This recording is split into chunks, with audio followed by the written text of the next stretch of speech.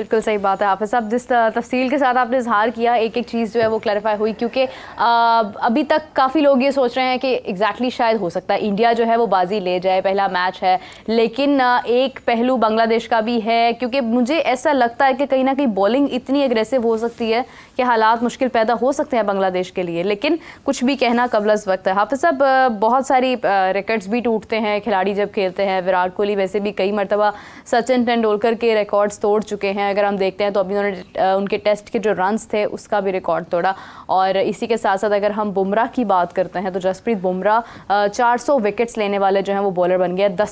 10वें बॉलर बन गया इंडिया की जानिब से। हाफिज़ साहब, ये अचीवमेंट है उनके लिए, और स्पेशली अगर हम देखते हैं तो दोनों सीनियर प्लेयर्स हैं, विराट कोहली इसके बाद कुछ अरसे बाद शायद अपनी रिटायरमेंट भी उन्होंने जिस तरह पहले भी इसका इजहार किया था। तो हाफिज़ साहब, ये रिकॉर्ड्स बनाना और उनको तोड़ना किस तरह से देखते हैं अचीवमेंट को? देखिए, एक तो एक आउट हो गया उनका बांग्लादेश का, बांग्लादेश की एक विकेट गिर गई है, और इसके बाद अब ये सेशन है, इसको कैसे आगे लेकर चलते हैं और कब इंडिया विकेट हासिल करता है। लेकिन रन्स इतने ऑन बोर्ड उन्होंने किए हैं कि इसमें वो दुनिया की किसी भी बैटिंग लाइन को वो आउट कर सकते हैं। जहाँ तक ताल्लुक जसप्रीत बुमराह का, इसमें कोई शक नहीं है कि उसका शुमार दुनिया के बेहतरीन बॉलर्स में होता है,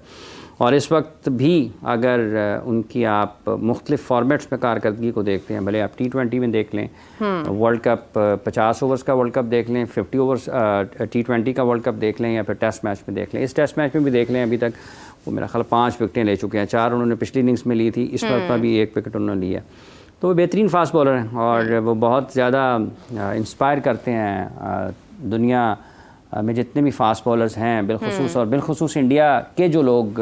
इंडिया में जो यंग टैलेंट आ रहा है उनके लिए एक इंस्पिरेशन ज़रूर है कि आपने जो फॉर्मेट हैं डिफरेंट T20, वनडे और टेस्ट मैच में, आपने किस तरीके से अपने आप को इस काबिल बनाना है कि आप हर तरह की क्रिकेट के लिए अपनी टीम के काम आ सकें। अभी उनका करियर बाकी है, अभी तो एक लंबा सफ़र बाकी है टेस्ट मैचेस में।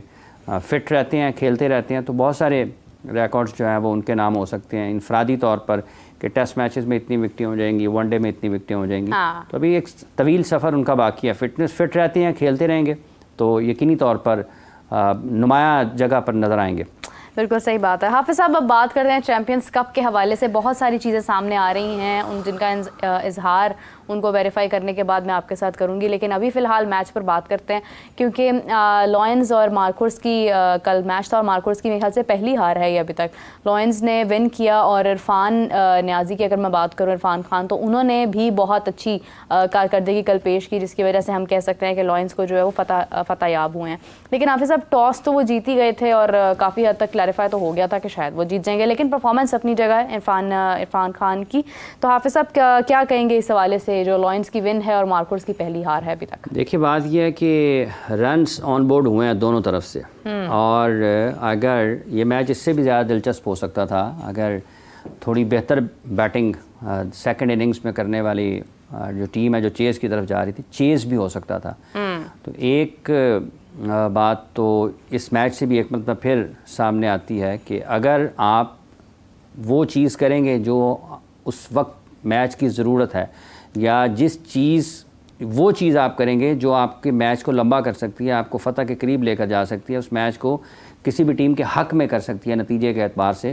तो आप अपनी मर्ज़ी का या अपने मतलब का जो नतीजा हासिल करना चाहते हैं वो आप कर सकते हैं। तो अगर किसी एक टीम ने पहले बैटिंग करते हुए 350 रन्स बना दिए हैं, और उसके जवाब में लगे कि एक टाइम में आगे 350 से ज़्यादा रन्स भी चेज़ हो जाएंगे, तो फिर ये तो बात क्लियर हो गई कि वहाँ पे पिच ऐसी नहीं है, पिच के ऊपर मलबा नहीं डाला जा सकता। आपको अपनी बॉलिंग को, बैटिंग को, फील्डिंग को, हिकमत अमली को बेहतर बनाते हुए पिच को अगर कुछ मुश्किल भी है तो अपने हक़ में करना है। तो अच्छा हाई स्कोरिंग मैच था, अच्छी परफॉर्मेंसेस देखने में आई, जैसे इरफान न्याजी ने किया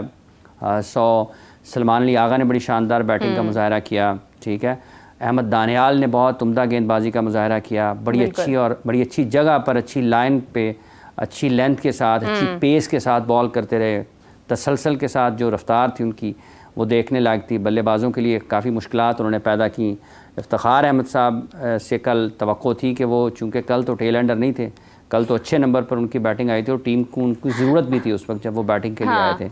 तो वो वक्त था कि जब उनको इनिंग्स को लंबा करना था, इनिंग्स को आगे लेकर जाना था और अपनी टीम के लिए, और वो खेल जाते इफ्तिखार कुछ लंबा खेल जाते तो इस मैच का नतीजा मुख्तलिफ हो सकता था। ये लाजिम नहीं था कि वो हारती उनकी टीम। उसके अलावा भी देखें, हालांकि उनका कंट्रीब्यूशन नहीं है उसमें, ठीक है, उसके अलावा भी एक दो टॉप कैरेक्टर्स का उनका कंट्रीब्यूशन नहीं है, उसके बावजूद मैच जो है वो करीब गया उसके। सलमान अली आगा की बैटिंग को देखें तो ये मजमूई तौर पर एक दो अच्छी टीमों का मैच था जिसमें दोनों टीमों में बड़े बासलाहियत कैरेक्टर्स मौजूद थे। इनफरादी तौर पर भी उन्होंने बेहतर खेल का मुजाहरा किया। रन्स बहुत ज़्यादा थे, चूँकि जब आप 350 के करीब या 350 के ऊपर 50 ओवर्स में चेस कर रहे होते हैं तो हर वक्त आपके ऊपर स्कोर बोर्ड जो है, ये जो रन रेट है वो आपके साथ चलता रहता है, उसकी वजह से दबाव बनता है। लेकिन उस दबाव से निकलने के लिए आपको उसके मुताबिक हिकमत अमली और बैटिंग करना पड़ती है। फ़खर के रन्स निकले कल, थोड़ा बेहतर, थोड़ा वक्त और खेल जाते तो उनकी टीम के लिए और फ़ायदा होता। लेकिन क्रेडिट देना पड़ेगा कि कहीं कहीं जो बॉलिंग है वो भी अच्छी हुई, और अच्छी जो लोग क्रिकेट देखने के लिए आना चाहते हैं कि आप हाई स्कोरिंग मैचेस हों, उन हाई स्कोरिंग गेम्स में भी अगर आप बॉलिंग को देखते हैं, असगर की बॉलिंग को देख लें, खुशदिल शाह ने जिस तरीके से अच्छे लाइन पर बॉल किए तो वो देखने लायक थी चीज़ें। ये सारे इस्टेब्लिश क्रिकेटर्स हैं। अहमद दानियाल अभी नहीं वहाँ उस सतह पर आए हैं, LQ की तरफ से, वो लाहौर कलंदर्स की तरफ से PSL में सामने आए थे, लेकिन कल के मैच में उन्होंने बड़ी अच्छी, वो फर्स्ट क्लास क्रिकेट भी एक दो बरसों से खेलते हुए नज़र आ रहे हैं, वहाँ पर भी वो परफॉर्म करते हैं, फर्स्ट क्लास क्रिकेट में भी विकेटें लेते हैं। तो कल उन्होंने बड़ी अच्छी गेंदबाजी का मुजाहरा किया। असगर जो है लेफ्ट आर्म स्पिनर, वो भी बहुत अच्छी गेंदबाजी करते हुए दिखाई देते हैं, कंट्रोल बड़ा अच्छा है, स्टम्प्स को जिस जगह पर एक स्पिनर बॉल करके बैट्समैन के लिए मुश्किलात पैदा करता है वो उन्होंने उस जगह पर उस एरियाज़ को हिट करते रहे। बिल्कुल सही बात है हाफिज़ साहब, क्योंकि इसके बाद हमारी अगली सीरीज़ जो है वो इंग्लैंड टेस्ट सीरीज़ हैं और हमें रेड बॉल के ऊपर भी फोकस करना है। कहीं ना कहीं हम इससे पहले बांग्लादेश के साथ अपना मैच हारे हैं, और टिम नेल्सन उस वक्त अगर हम बात करें तो वो हाई परफॉर्मेंस कोच थे, और अभी इश्तहार जारी हुआ है PCB की जानिब से कि उनको एक और जो है वो हाई परफॉर्मेंस कोच जो है उसकी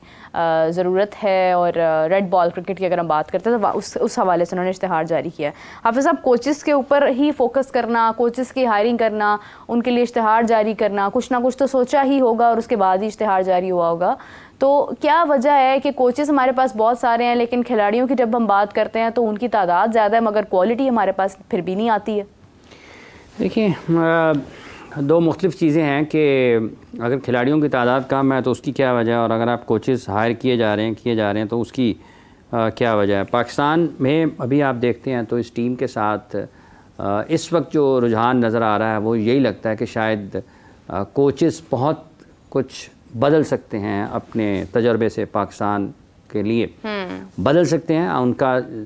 लाजिम बात है कि अगर कोई शख्स 20, 25, 30 साल 40 साल खेल के मैदान में गुजार चुका होता है तो उसका तजर्बा होता है और वो कहीं ना कहीं तो फ़ायदेमंद हो सकता है।